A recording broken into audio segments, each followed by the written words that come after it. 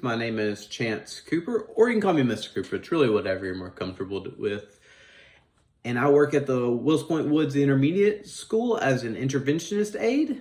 And today I really wanted to talk to you about what phonemic awareness really is and why it's really important for your child, grandchild, whoever your child is at home to really build these skills at an early age. It really helps them out because phonemic awareness is really, it helps them pick out, hear, and recognize the different parts of the small sounds in each spoken word. And these are called phonemes. These phonemes, for example, in the word cat, there's 3 sounds in the word cat. The k, ah, t. It's all about listening to the sounds, and it's not really about the letters yet. You really just want to know about the k, ah, t. It helps you listen to the sounds.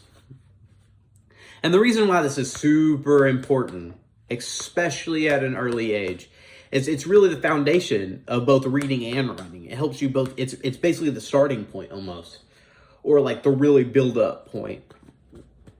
The children who basically hear the sounds are better prepared to connect them to the actual letters. They connect the sounds to letters because they've been hearing it and been prepared. Now, this also shows that it helps the children with stronger phonemic awareness also become a little bit more confident than the children that didn't. It kind of puts the children that didn't start early in a little spot, and it makes them a little bit uncomfortable and a little less confident. That's why it's better to start at a younger age. Now, there are really 6 different types of phonemic awareness. Well, I wouldn't say types, it's more skills. There's 6 different skills. The first skill is really the beginning, and I think everyone's done it before and didn't even realize it. It's called phoneme isolation. This is really where they found one sound in the whole word. Now, I'm going to write down an example of this real quick because it'll be easier to show you than explain it. Well, I can explain both, but it's easier to show you while explaining, if that makes sense. So we're going to write down cat. Cat. Really finding the one sound in the word. All it's talking about, for example, in cat, what's the first sound in cat? The k, k, k. It's really about recognizing the first sound. Or what if they said, what is the last sound in cat? The t, t, t. Because it's k, a, t. Or they could even throw in the middle.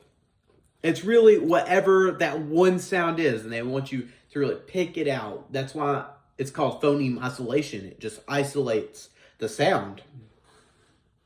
Now, I would say its partner in crime is phoneme blending, because right after you learn how to isolate, you start learning how to put the separate sounds together. Once you learn each sound, you can start putting the sounds together. For example, we'll use cat again.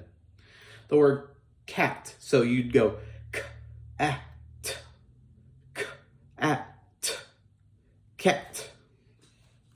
It really helps, and you can even blend it. K, a, t, cat. K, a, t, cat. That's really the way you do it. You want to use your left hand because it works left to right. Left to right. We do this all the time.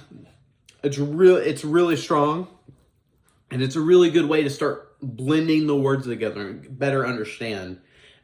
And you can do this anywhere. It's a really good thing to really pick up, and if you really want your kids to get better and stronger at it. Now, the next stage is it's called phoneme segmentation. And it's really breaking each of the words into individual sounds.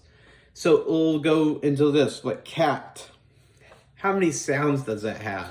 And they could either tell you, or when you first start going over it, you want to go do it and then have them try to do it and see if they understand, if that makes sense. That way they understand that there is 3 different sounds in cat. Or you can throw in a new word and trick them. For example, we'll say slip. Slip. So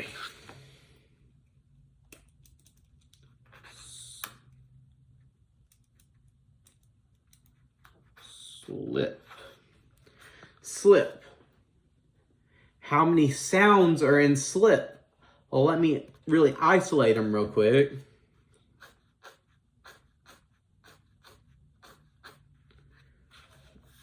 And you can see it is 4. Okay, so there'd be 4 sounds. S, U, I, P. This just helps them better really understand by breaking the words down into individual sounds. It's almost the same thing as the blending, except in the putting together, you're really breaking the word up. Now, phoneme addition is adding a sound to the word.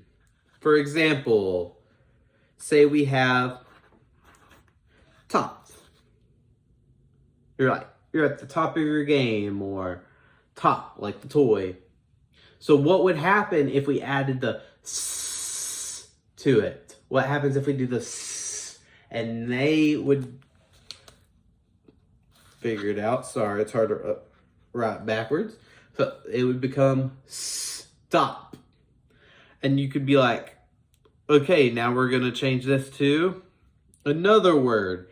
And they change, and you do it, and then they have to figure out what you changed. It's a really great way.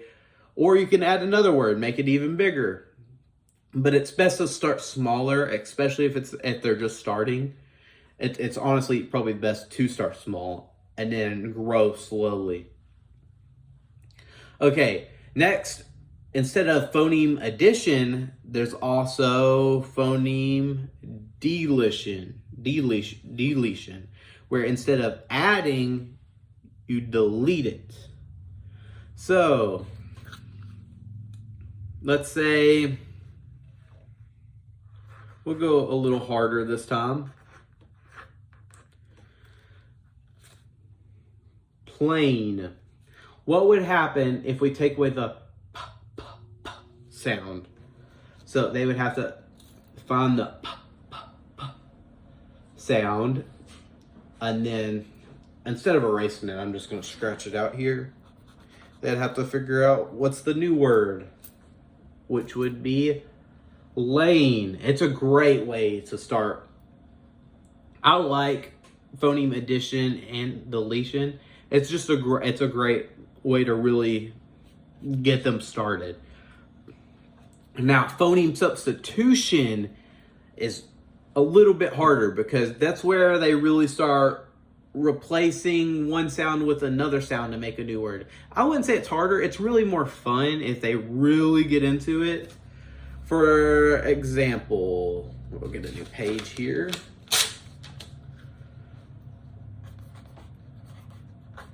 And this is great to do on whiteboards. So if you have a whiteboard, or you can turn it into flashcards or something like that, but whiteboards, awesome. Okay, for example, this is mat. Well, we just changed the M sound to a S sound. So they would find the M sound, take it away, add the S, and now you'd be like, so what's the new word? And they would go sat, sat, and they would sat, sat. They would learn really how it worked together and how to put it together. Here, we can do one more. So we'll do this. Dog. We can do change the d to a l. So they'd find the d sound and change it to a l. This is why I'm saying it'll be good on a whiteboard, because you could just erase it instead of just scratching it out. And that now the new word is now log. It's just a really good way.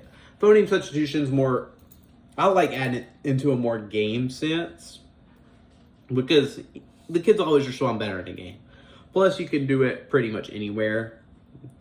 But whiteboard, best way to go. Now, all these skills that we're talking about really come together, and they're just that all of them together help make the reader become stronger at reading. And the best part really about phonemic awareness is you really don't need any like specific tools to really you have to carry around. You can really almost do it anyways. You can do this with little word games in your car. You can do it at the house. You can almost do it anywhere. That's why it's just a great thing to have and really go over, because trust me, it really helps and makes a difference, as we've seen in our students. Now, another great way, and I really didn't talk about it, but I probably should have, is to use your chopper. Always go left from right, which is this. And once you go like the at,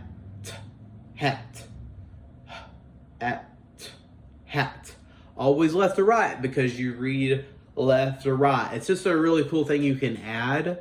Or if they're really struggling with N sounds, which you can just punch it out, which is another great thing we do.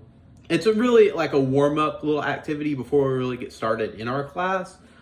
But it's really like, you punch it out with your right hand. You go, at,